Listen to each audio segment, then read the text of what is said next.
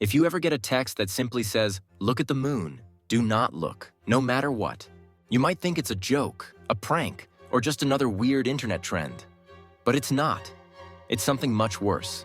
It started with my friend Sam. He got the text first. It was late, sometime past midnight, and we were playing video games online. One moment we were laughing, trash-talking like usual. The next, he went silent. Then my phone buzzed. A text from Sam. No context, no follow-up, just 3 words. Look at the moon. I didn't think much of it at first. Maybe he was high. Maybe it was some meme I hadn't seen yet. But then, I heard him put his headset back on. His breathing was weird, slow, uneven. "Dude, you good?" I asked. Long pause, then he whispered, "It's so beautiful." Sam wasn't the same after that. The next morning, he barely spoke. He sat at our usual coffee shop, staring at nothing, his skin pale, his lips slightly parted. When I asked what was wrong, he just muttered, "It sees me now." I laughed it off, tried to get him to snap out of it. But he just kept staring at the sky, even when the sun was out. Something about his eyes bothered me. They weren't bloodshot, but they looked stretched. That night, I got the text. At exactly 12:03 a.m., my phone vibrated. I glanced at it absent-mindedly, expecting some dumb meme or a notification from social media.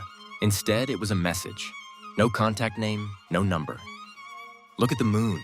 Something about it made my stomach drop. I felt a weird pressure in my head, like my instincts were warning me, screaming at me to stop. My hands twitched toward the blinds. The urge to peek was overwhelming, like when someone tells you not to think about something and it becomes all you can focus on. My brain screamed that I needed to see it. Just one glance. Just one. My phone vibrated again. Another message. "Why won't you look?" I threw my phone across the room. My breathing was shallow, heart hammering. I forced myself to focus on anything else and looked at my bookshelf, the blinking red light of my router, the sound of my own breathing. I wasn't going to look. I refused. Then I got a call. It was Sam. I hesitated before answering. "Dude, what the hell is going on?" At first, he didn't say anything. Just static, heavy breathing. Then, in a voice that didn't sound like his, he said, "It sees you now." Click. The call ended. I wanted to convince myself this was all a sick joke. Maybe Sam was messing with me. Maybe someone hacked his phone. But deep down, I knew. Something was very, very wrong. I checked Reddit, Twitter, even some dark web forums. It didn't take long to find similar stories. People all over the world receiving the same message. Those who looked either disappeared or changed. Their families swore they weren't the same afterward.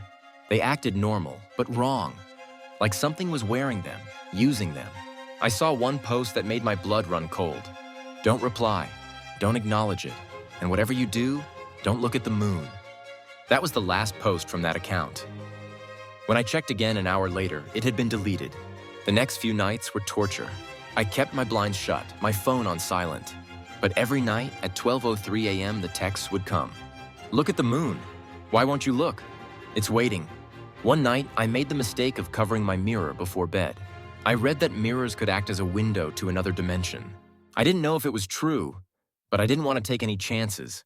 At exactly 12:03 a.m., I heard tapping, soft at first, then more urgent.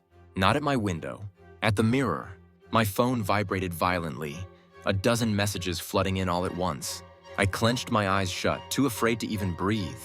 I could feel something in the room with me, watching, waiting. Then my phone rang, a video call.